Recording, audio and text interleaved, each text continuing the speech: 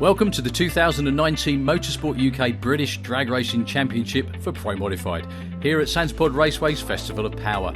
It's round one, held over the Easter weekend, and we're looking forward to 3 days of unbroken sunshine and unbelievably warm temperatures. Not bad for mid-April here in the UK.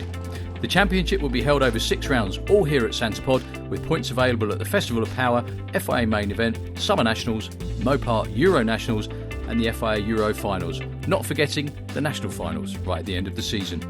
Lots of work over the off-season for our teams and lots of anticipation for what's to come. We've got 10 teams entered this weekend, 7 from the UK, 2 from the Netherlands and 1 from all the way down in the south of France.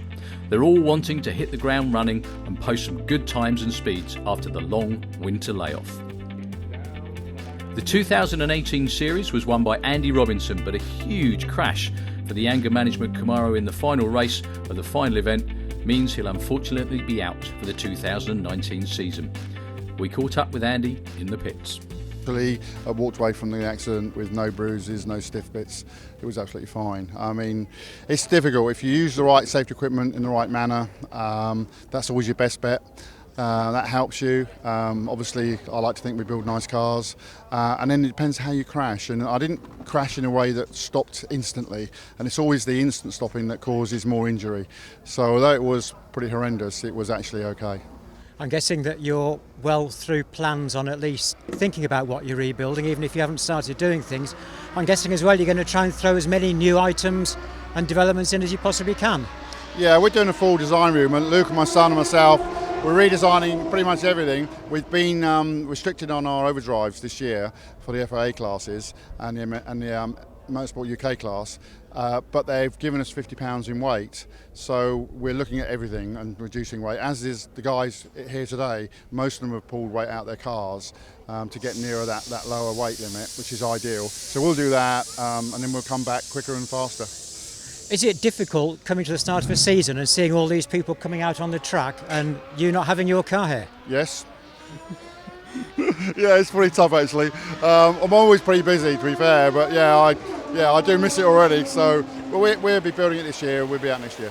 The support we've had from our sponsors has been exceptional.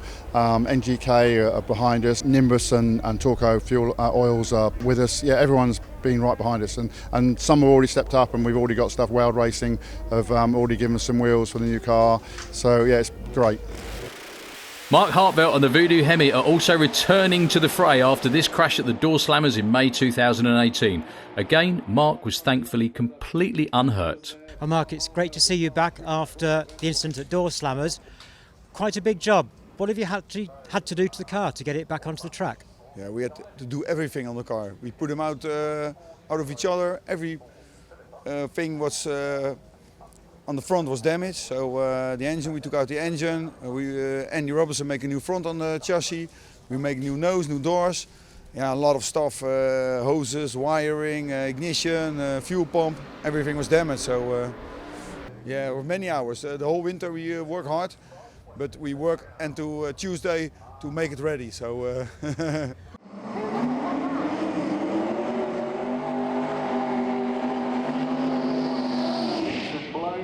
So the first qualifying session of the year, Chris Isaacs with the beautiful Duster, who was the winner of that event that Andy Robinson crashed at last year, goes through with a 677 at 2:15, his first run of the season. And to be completely fair to all of these teams, this is their first runs of the year. It's the first qualifying session, however, it's still kind of testing times for everybody out there, especially these two. Both of these cars have got so much new stuff on them. Mark Hartvelt's completely repaired after the crash at the Door Slammers. Similarly, Michel Turenne in the Pro Dutch Cuda on the near side of the racetrack had an accident as well at the Door Slammers, but they got it fixed within a few weeks and were back to finish out the season. Lots of tyre shake and out of shape for both of them. They wisely back out of it. We don't want to repeat what happened last May. 60 foot, Mark Hartvelt about 100 foot out. That was eerily similar to the last time he was in that lane. So they get some times on the boards. Our next pair are Jean Delamont from the south of France and Wayne Nicholson. Jean bumps through stage and then kind of hops and skips off the start line and Wayne just rolls to a stop off the start line. Once again, as I said before, this is their first passes of the season. Obviously some little gremlins have worked their way into the cars over the winter, but I'm sure they'll have them all sorted out pretty soon.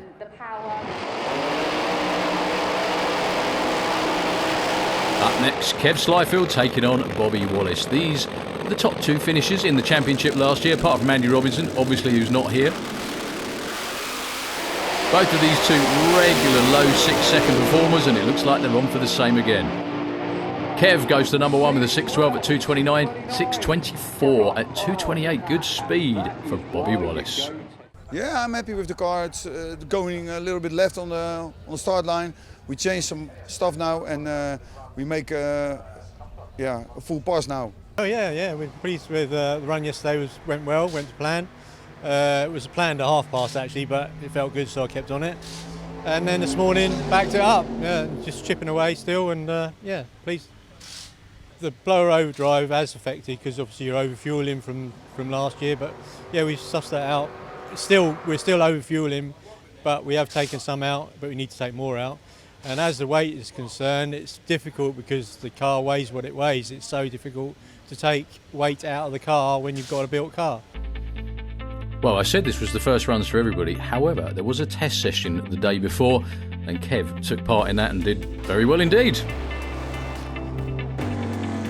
So, first time we've seen both of these cars in qualifying this weekend. Jon Webster with the beautiful Fast Company Mustang taking on Nick Davis.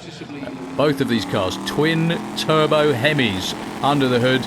Jon jumps through stage, unfortunately way through stage actually, so he won't get a time. Nick Davis gives it a bootful for about 330 foot, but then backs out of it and cruises on through. Still runs a 7.66. The violent overstaging was there's a pulse width modulation on what they call the bump, which modulates the trans brake. Basically, it turns the trans brake on and off momentarily. So the trans brake is holding the car in pre-stage, and then you press a bump button which releases it on a millisecond calibration. So we normally, last year with the power level we had like 20 milliseconds. But unfortunately, with this new combination, when we fired it up initially, it wouldn't fire up. So we chased some issues, and what it turned out to be, we had a corrupt file.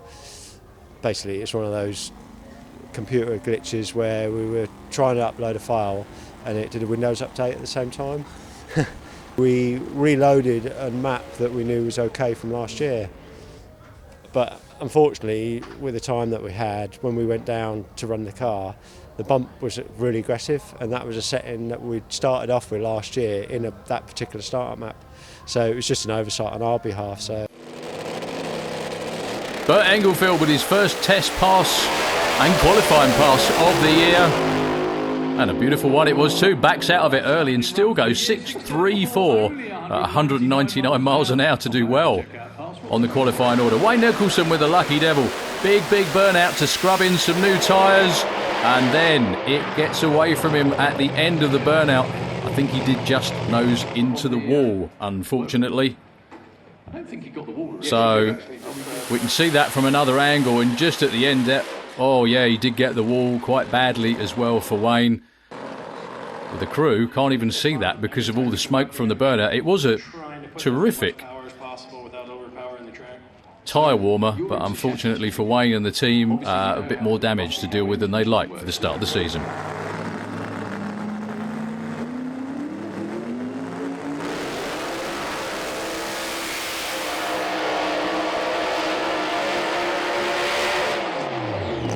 Chris Isaacs and Mark Hartveld. Chris, after that terrific opening run, like I said, he was the winner of the most recent UK event for Pro Modified. Mark Hartveld still trying to get the bug sorted out of the Superbird and get it go straight. Not so on that run, unfortunately. On and off the throttle for Chris with the 720. Neither of them where they want to be. It's the Kev and Bobby show again. Let's see if they can both improve. Kev's on a good one, so's Bobby. 6.12 again, 6.24 again. Excellent. Side by side runs. let's catch up with Wayne Nicholson and find out just what happened. What appears to have happened is I thought I stayed on the throttle a bit too long in the burnout, so I thought it was my fault. It appears to be we've had a tiny little oil fitting come loose, and it sprayed oil under the left-hand rear tyre. So as I came off the throttle, the car just turned hard right. So one of those unfortunate things again that's, well, we just don't want to happen, to be honest with you. The front end, you probably see down there, needs a bit of cosmetic work. A couple of chassis tubes round the fuel tank need replacing, and the fuel tank itself split yesterday. To be honest with you, we were in two minds whether to try and get it fixed yesterday, but it was just a bit too much to do. It's amazing how the resolve of racers that they want to get stuff done in 24 hours, it takes most people a year to do. Let's hope Wayne and the team are back soon. Day 2 here, and it's Q3, Jon Webster against Michel Turenne. Michel out of shape, but Jon Webster, no such problem at all. Goes through with a 650 at 218, his quickest ever run in a door car. And what a driving job he did. Look at that, straight down the newly painted centre line to his quickest run. Nicely done, Johnny. Nick Davis taking a Mark Hartwell. Mark's car goes left again, unfortunately. Nick backs out of it about 3:30. Both of those have low 6-second high five potential. I'm sure they'll get there at some point during this season. You can clearly see Mark Hartwell's car hooked to the left again around about 60 foot. And from the another angle, yeah, a bit of tyre shake just knocked him off course. Chris Isaacs with Dusty the Duster. On and off the throttle a couple of times, but still storms through the quarter mile. 6:59, picks up a bit. 223 miles an hour. You can clearly hear him getting on and off the pedal. But problems for Bert Englefield trying to get the hot rod started for that race, or that qualifying run I should say. Bobby Wallace on a bye run. The team trying to step it up from the earlier 6.2s, but the car stubbornly refuses to go any quicker with a 6.43, 2.24. You can see him have a little bit of a wiggle. It's unusual for this team to drop out of the 6.2s. Kev Schleifield coming out for another qualifying run. Electrical trouble by the looks of that. Let's quickly catch up with Jon Webster. Yeah, I'm really pleased with that. It's finally starting to come together, yeah. Do you think you're sort of getting to the stage now where, okay, we've finished our first initial testing, getting a baseline to it, and we're going to actually start looking at getting numbers and racing now? Yeah, we've kind of developed the reliability with the car now, so everything's sort of coming back and checking out okay, and we're not chasing sort of like breakages or malfunctions and that kind of stuff. So the final qualifying session, and our good friend Jean Delemont from the south of France still isn't in the show. He missed a couple of qualifying sessions after the first one. Still not going to make it, unfortunately. Trouble on the burnout. Just a horrible weekend for that team. That's a long, long way to come. Two guys from Holland, Mark Hartwell and Michel Turenne. Michel with tyre shaken out of it. However, Mark Hartwell blasts through to the number 2 qualifying position. 6:15, 2:29. That must feel wonderful after all the hard work. Well done to the Voodoo Hemi team.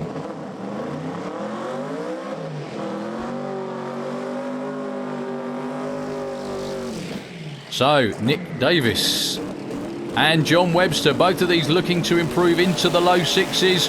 What can they do? Jon Webster spins the tyres unusually.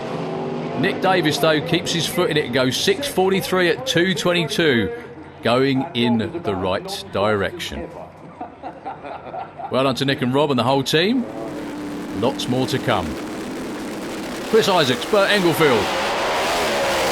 Both of them looking to go low 6s. Pretty good race, to be honest with you, but no improvement for either.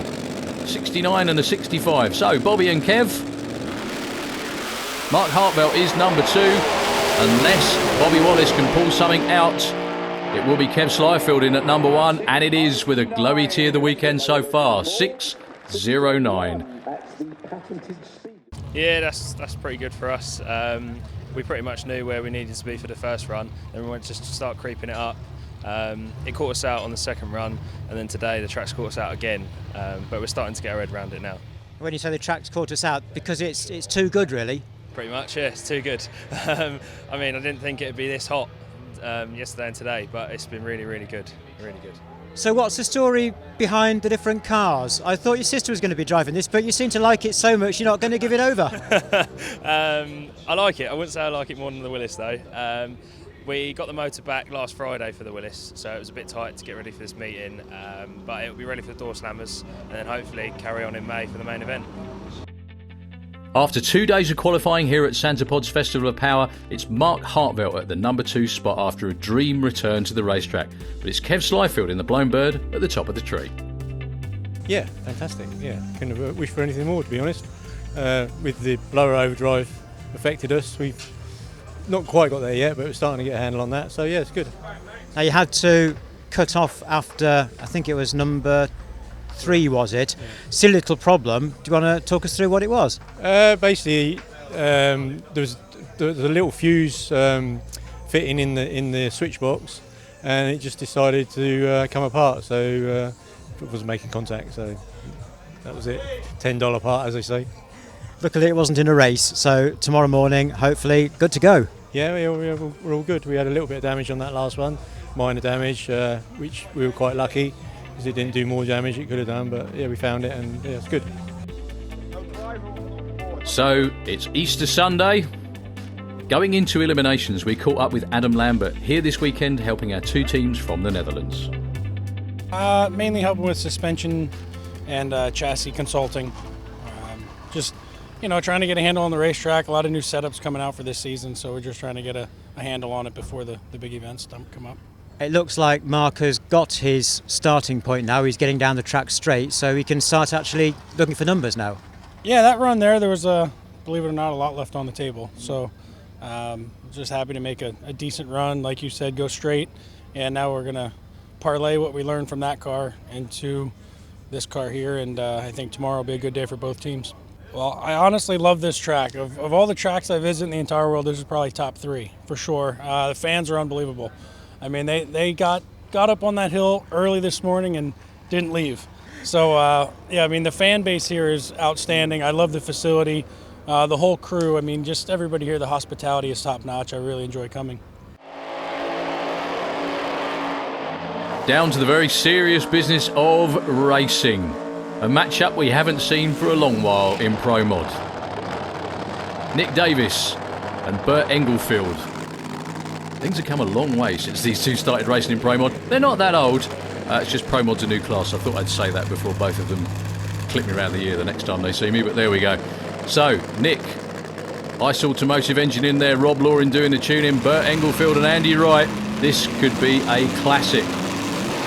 Turbo against blower, and it's Bert out.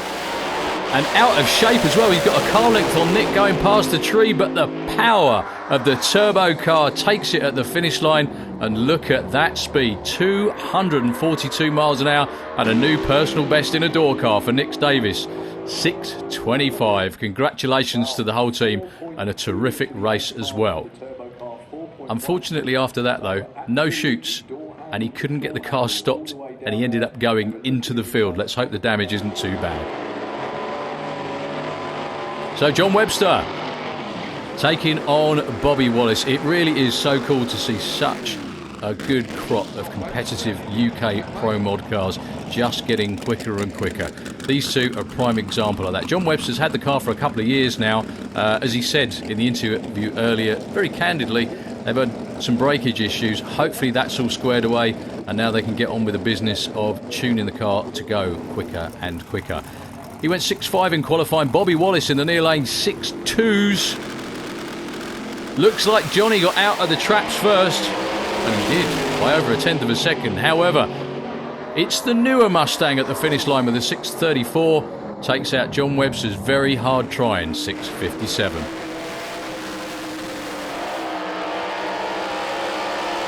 That classic blower and turbo matchup once again.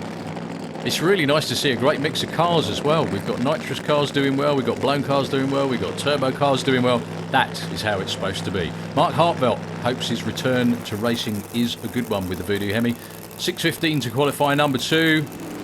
Chris Isaacs was in the 6.5s. And it looks like Mark Hartveld is on another stormer, but Chris Isaacs isn't letting him get away.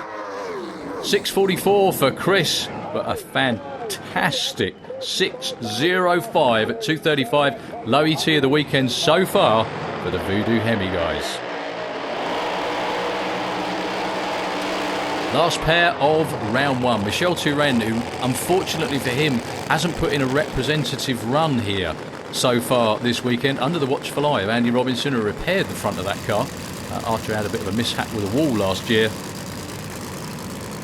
Taking on the number one qualifier, Kev Slyfield. You'd expect Michel Turenne to be at the top of the qualifying order, or near there or thereabouts normally. However, he's got to get round the number one qualifier this time, goes out of shape and pedals it, gets his foot back in it, but by that time Kev is across the finish line. 6:07 at 2:31.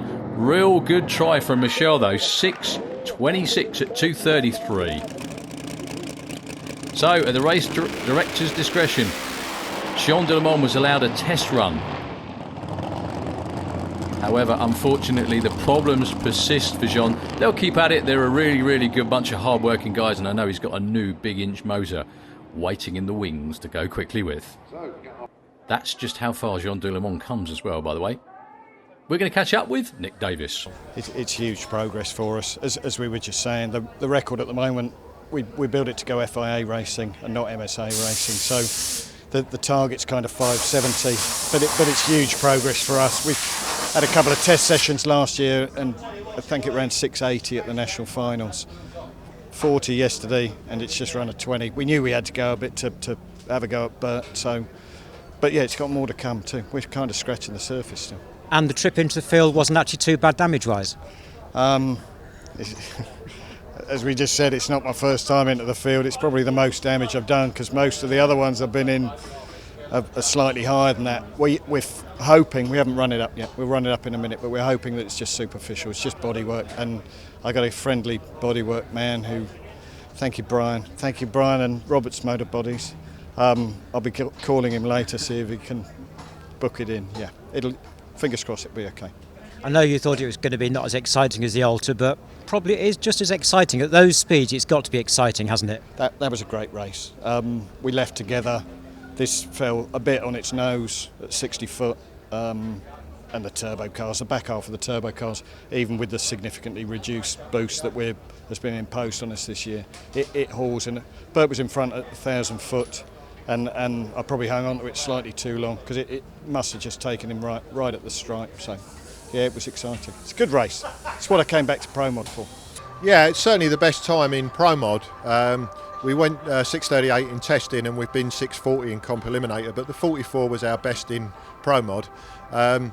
We got close last year with the tune, and then we got thrown a bit of a curveball with the new NHRA spec boost controller that the FIA have mandated, and we're just trying to get our heads around that at the moment.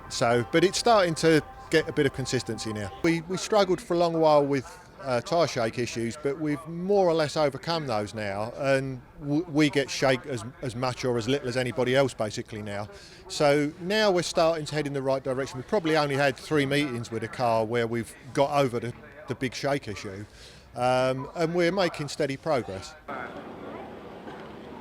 So everyone getting prepared for the all-important semi-finals. Looks like the Voodoo Hemi guys have got a race car again, which is great to see, as have obviously everybody else in this semi-final shootout coming up very, very shortly indeed. Look at that weather.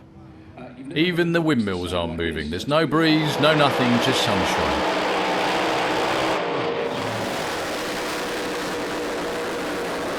So Kev Slyfield, far side of the racetrack, 6:07 in round one. Again with the new rules, the new blower restrictions, that's just fantastic.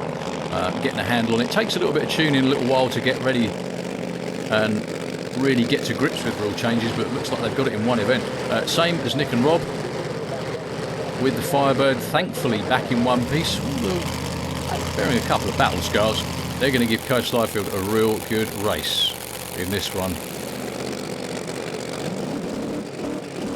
Turbo car up on the chip.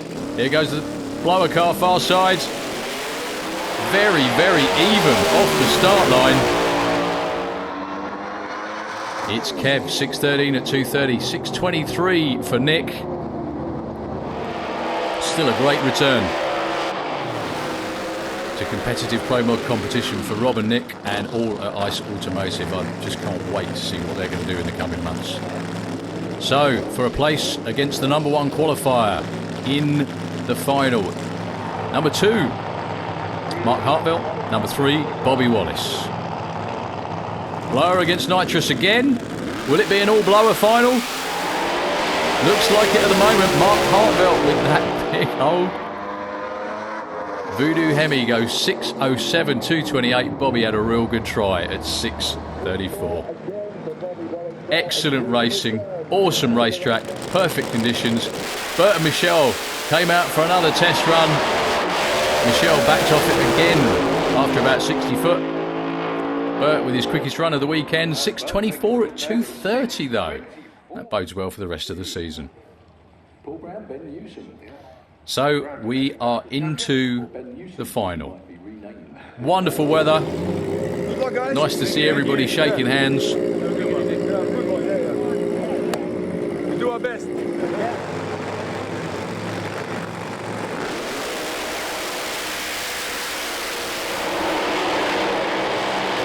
So the Voodoo Hemi from the Netherlands.